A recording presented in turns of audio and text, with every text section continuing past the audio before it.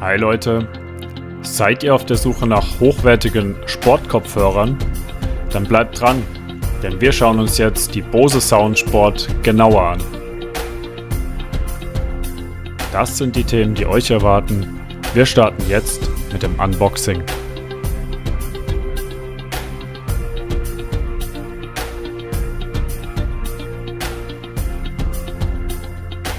Die Soundsport-Kopfhörer sind sehr hochwertig verpackt, sehr ansprechend. Das war auch nicht anders zu erwarten. Im Lieferpaket befinden sich die Earbuds in verschiedenen Größen, eine Tragetasche, das Ladekabel und natürlich auch die Kopfhörer selbst.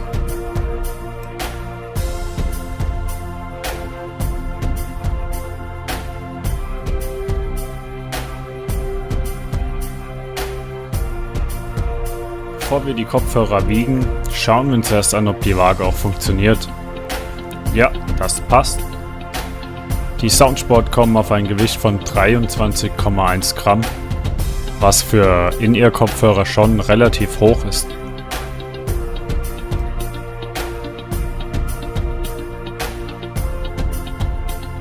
Der Einschaltknopf befindet sich am rechten Hörer. Nach dem Einschalten der Soundsport werden die Status-LEDs sichtbar für den Akku und für die Bluetooth-Verbindung. Das ist wirklich praktisch, weil man erkennt sofort, wie ist der Akkustand der Kopfhörer und sind die Kopfhörer auch verbunden. Alle weiteren Bedienelemente befinden sich auf der Fernbedienung auf der rechten Seite. Hier können wir die Lautstärke lauter und leiser stellen. Mit dem Multifunktionsbutton in der Mitte können wir mit einmaligem Drücken das Lied anhalten oder starten. Zweimaliges Drücken bewirkt ein Lied vor und dreimaliges Drücken heißt ein Lied zurück. Durch gleichzeitiges Betätigen der beiden Lautstärke-Buttons kommen wir in das Menü der Sprachwahl für die Sprachansagen. Hier kannst du aus weit über 10 Sprachen deine Sprache auswählen. Praktisch an der Fernbedienung ist die kleine Vertiefung, durch die der Multifunktionsbutton auch ganz einfach blind gefunden werden kann.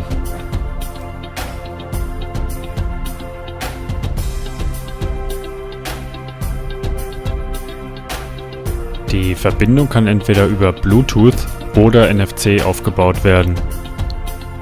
Zum Verbindungsaufbau per NFC hält man einfach die Rückseite der Fernbedienung an sein Smartphone.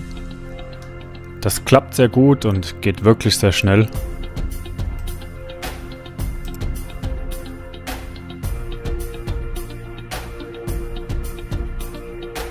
Um die Kopfhörer via Bluetooth zu verbinden, schaltet man zunächst die Kopfhörer ein. Hier sieht man, dass die Bluetooth-Status-LED blinkt, das heißt, es wird auf den Verbindungsaufbau gewartet.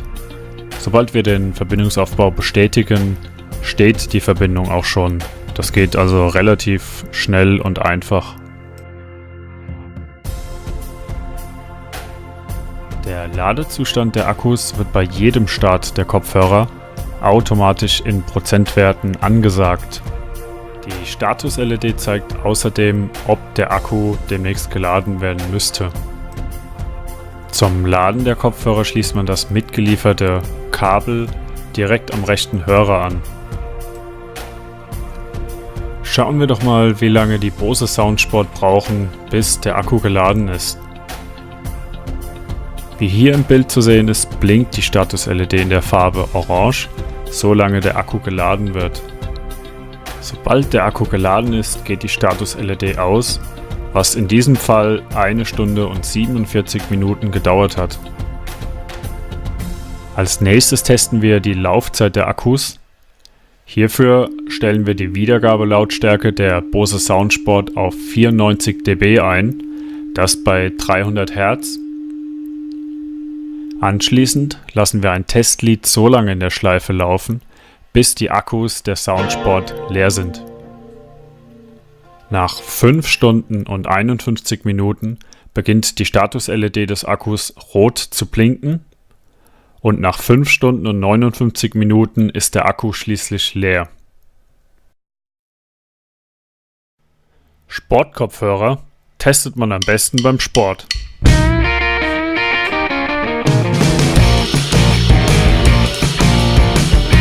Mein Fazit nach 20 Minuten auf dem Laufband. Die Kopfhörer bleiben gut im Ohr und die Bedienelemente lassen sich sehr gut dank des abgesetzten Multifunktionsbuttons bedienen.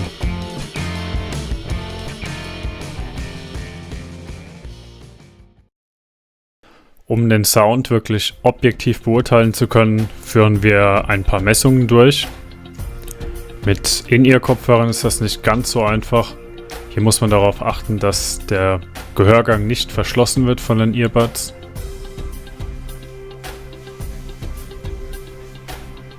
Das kontrollieren wir jetzt nochmal. Ja, das sieht gut aus. Jetzt noch die Kopfhörer einsetzen. Und das Ganze auch auf der anderen Seite.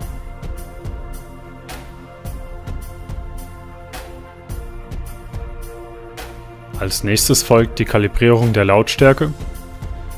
Die Lautstärke wird so eingestellt, dass wir bei 300 Hertz eine Lautstärke von 94 dB erreichen. Starten wir die erste Messung mit der linken Seite der Kopfhörer. Wir verwenden sogenannte Sweeps, das heißt wir starten bei 20 Hertz und fahren dann hoch bis 20.000 Hertz und stellen dann in dem Frequenzgang dar, wie laut die einzelnen Frequenzen von dem Kopfhörer wiedergegeben werden. Der Verlauf ist optimalerweise eine horizontale Gerade. Und um diese Messung zu bestätigen, fahren wir noch 2 weitere Messungen.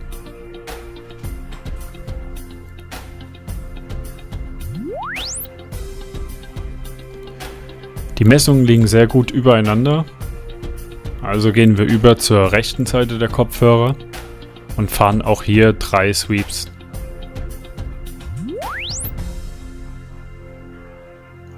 Man sieht hier schon, dass es kleine Unterschiede gibt zwischen links und rechts. Das ist aber normal, das kann auch aufgrund des Aufbaus selbst kommen.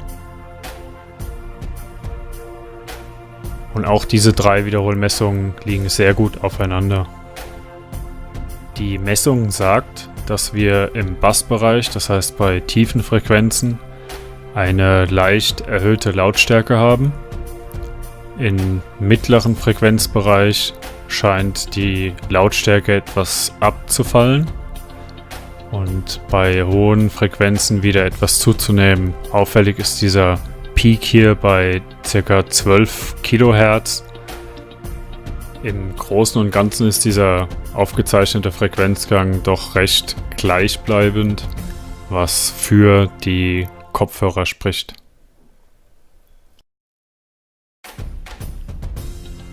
Fassen wir das Ganze nochmal zusammen. Mit 23,1 Gramm ist das Gewicht etwas hoch für einen In-Ear-Kopfhörer. Die Bedienung funktioniert gut. Viele wichtige Funktionen sind über einen einzigen Button, über den Multifunktionsbutton erreichbar.